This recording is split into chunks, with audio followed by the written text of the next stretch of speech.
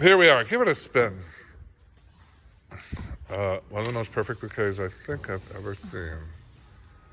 This is an unusual material, that painted oak. I said I never use spray painted material, but I've never seen it before, and it leapt out. Keep twirling it. It's so gorgeous. Final project, weddings today in Santa Ana. Give it another spin.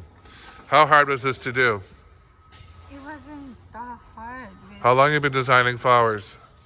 5 days. 5 days. It's magnificent.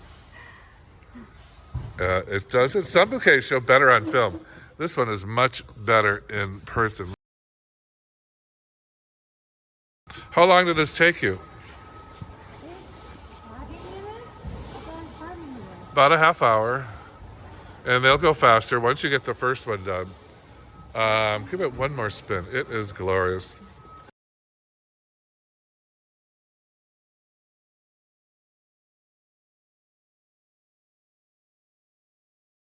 Final project, her wedding. Go grab your bridal piece real quick and show it off. Look at that. Chic, simple, understated, and really cool. Congratulations. Bravo. Thank you.